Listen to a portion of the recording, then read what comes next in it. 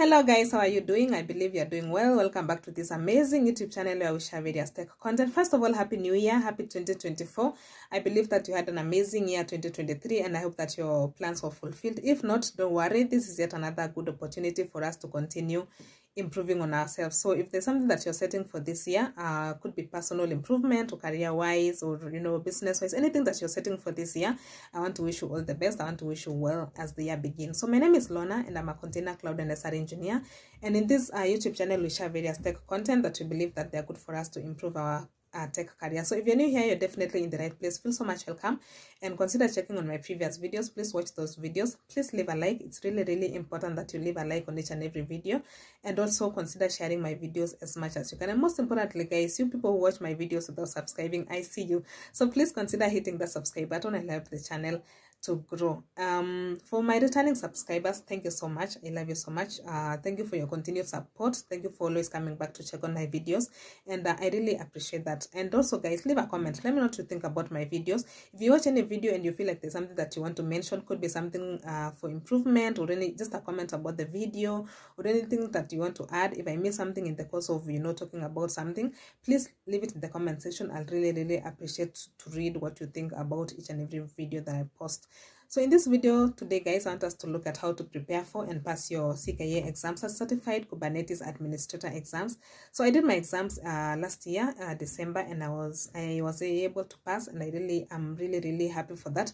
And I thought maybe I should share some of my experiences during the course of preparing for that exam, and also during the time that I did that exam. So for anyone out there is preparing to do CKA exams, as Certified Kubernetes Administrator exams, or CKA, it's almost the same. Could be someone who is already working with Kubernetes, or someone who is new to containers and they want to get into the field of Kubernetes. I want to wish you all the best, and I believe that by the end of this video you'll have at least picked one or two things that can help you in the process of preparing for and passing that exam. So let's get into it. Number one of the things that you need to know about CKA exam is that it's purely online.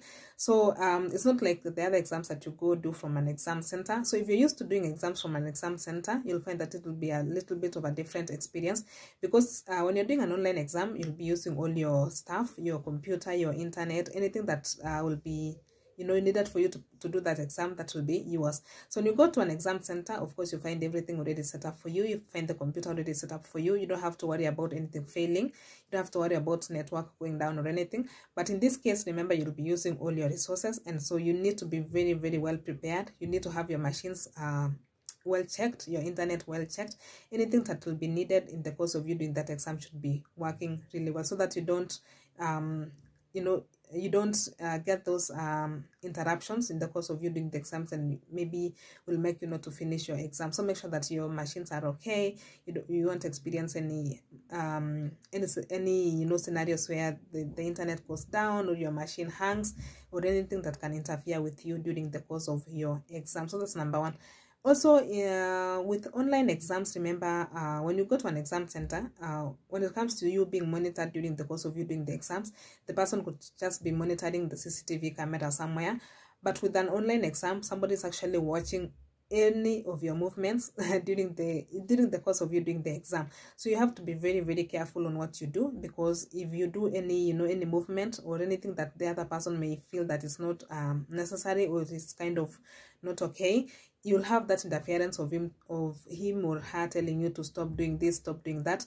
So to avoid all that, make sure that you're well prepared. You're just focusing on your screen to answer your questions and nothing more, because the moment you do a small movement that is considered maybe not okay, you'd have a lot of interference with the person asking you to stop this and that, and that can somehow eat into your time instead of you focusing on the exam. So make sure that you're just well seated and focusing on your screen during the course of you doing the exam. So that's something that's a little bit different when you're doing an online exam versus when you're doing an exam from an exam center. It can be a little bit scary, but once you know what to expect, once you know that you don't want to be allowed to do unnecessary movements and things like that, that's okay, because you'll at least know that you'll just be needed to be focusing on the screen as opposed to doing any movement that might not seem necessary.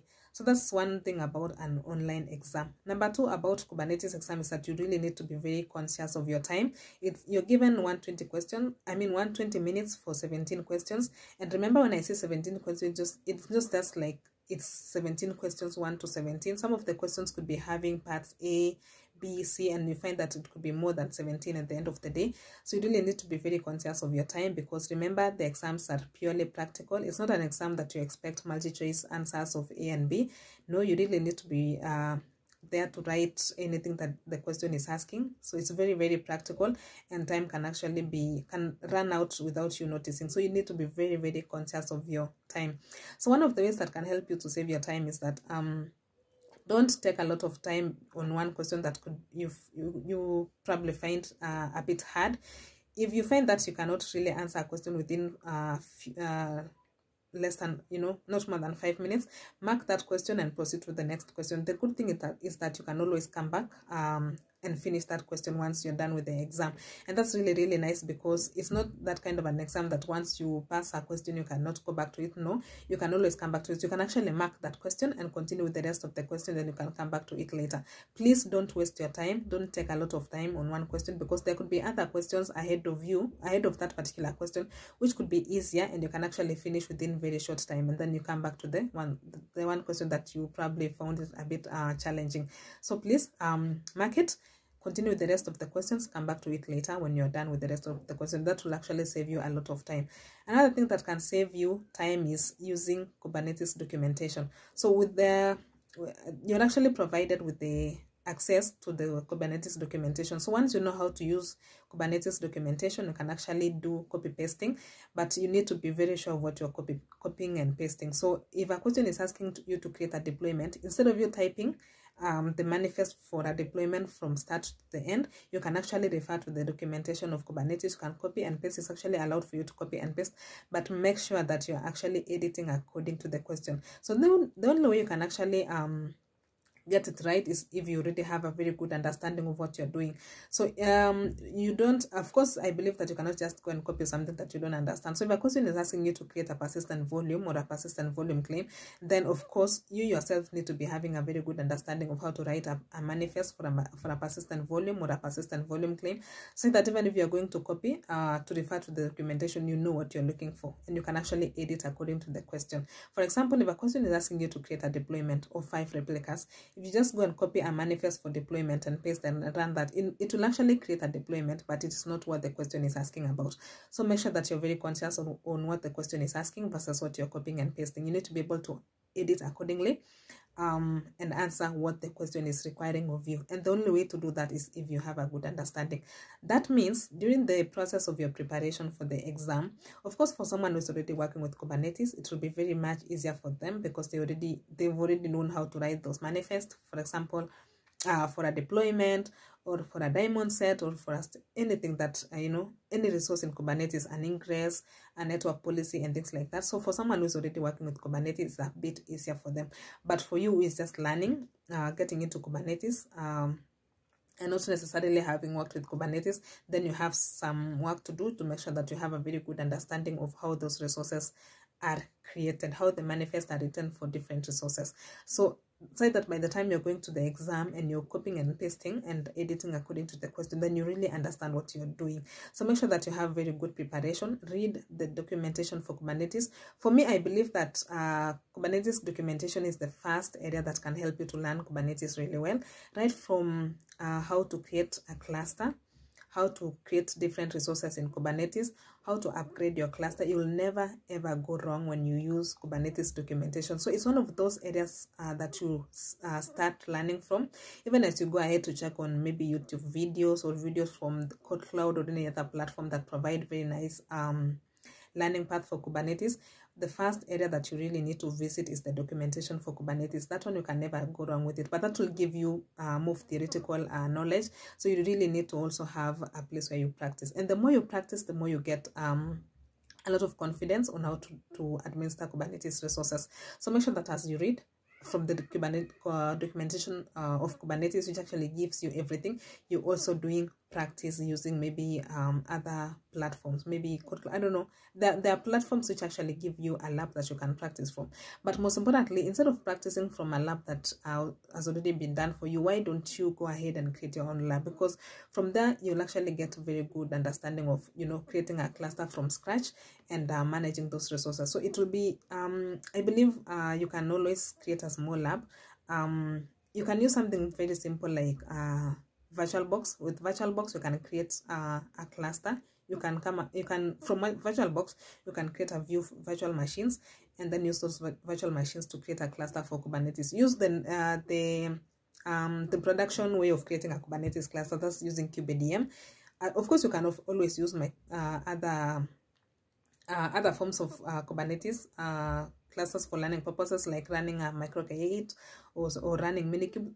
They are good, but I want to encourage you to install, you know, the production way of installing a Kubernetes cluster using kubeadmin, so that you can actually see that you have your a node for your master, for the control plane, for the master nodes, and different nodes for the worker nodes. That way you can actually practice more efficiently, because you have different nodes running master and different nodes running the worker nodes. So I'd really encourage you, if you're starting to learn Kubernetes, I'd really encourage you that you create your own cluster using KubeDM. You can use VirtualBox, as I've said before. And in one of my videos, you can actually find a video which I did about how to run virtual machines in VirtualBox. Once you have virtual machines in VirtualBox, you can use the same virtual machines to create a Kubernetes cluster using kubeadmin, because that's the most production way of installing a Kubernetes cluster using KubeDM. So once you have that Kubernetes cluster, make sure that you're using it to practice as much as you can. So you can always create different resources, you can create pods, you can create deployments, you can create persistent volumes and attach to deployments using persistent volume claims and things like that. You can always create network policies and, you know, and control traffic between ports and between namespaces and things like that. So it will be really easier for you once you have done a lot of practice when you're doing your exams, because remember, this is a very practical exam. As I said, it's not a question, it's not the kind of exam that you expect multi-choice questions. It's an exam that you actually do things practically, and so it means the more you've practiced, the easier for you it will be when you get to the exam room. And also another thing that I've said is that you'll be provided with the documentation for Kubernetes, so it will be easier for you to refer and you know, refer according to the question, but you need to be able to understand what are you referring to so that you get the question right. Otherwise you'll still miss, even if you have documentation at your disposal. So make sure that you're doing a lot of practice. So another thing is that once you pay for the exams, you cannot always pay for the exams early enough. You don't have to pay for the exams and do it immediately. You can pay for the exams and continue practicing. So once you pay for the exams, you'll be provided with the killer.sh that you can actually, it has a number of questions that you can practice from. Make sure you go through all those questions, because most of the time you'll find that the questions that are actually in that killer.sh practice are the same questions that you might find in the exam. Not exactly the same, but at least related. It might just have some twist here and there, but it's really important that you use the killer.sh to practice as much as possible. It usually gives you like 3 days to practice once you open it. So make sure that you utilize those 3 days to go through all those questions. Do the practical questions, because you're given a lab that you can practice from. And it's actually, it mimics how the exam will be. So you're given a number of questions, timed, so you can actually gauge how much you've understood your Kubernetes by using that killer.sh platform for you to practice. So you'll be given questions which are timed, so you can do the questions and gauge yourself how much you can do during the actual exam, because it's actually said the same way. You're given questions with different scenarios, and then you're given time to do those questions. So you can actually you know, get a feel of how you might perform during the actual exam. The good thing about killer.sh is that it will give you, as I've said, 3 days. So even if you do your exam within 120 minutes and you find that you didn't do well, you can actually still utilize the remaining days to go through the questions slowly by slowly. And it's also another way of you practicing different scenarios that might come in the actual exam. So don't assume that killer.sh. It's really important that you get yourself, and also the questions that you find there might actually come in the actual exam. So as I've said, you need to really have a good understanding of different resources in Kubernetes. But apart from that, of course, I talked about installing a cluster.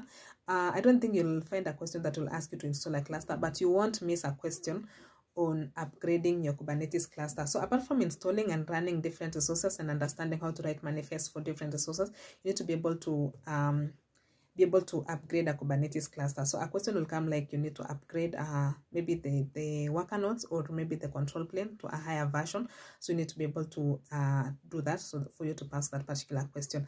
Another question that is really important is backup and restore. So you know that Kubernetes uses etcd database to store the state of the cluster. So you need to be able to understand how to back up the etcd database and also how to restore if you have if you need to do a restore for your cluster. So guys, in summary is that number one, you need to make sure that all your systems are okay when you're going to do your exam. Your machine is working well, your internet is working well, and also focus on your screen. Don't do unnecessary movements that will make the other person think that you're being mischievous, because that will be the person will keep interrupting you, and also in some cases you might actually get cancelled because the person will be thinking that you're being you're cheating or doing something that is not okay. Number two is that be conscious of your time. Don't focus on one question and waste a lot of time.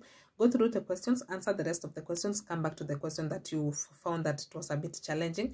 Just make sure that you mark it so that you'll remember, so that you can come back to it. And also make use of the Kubernetes documentation, because it's available to you during the course of the exam.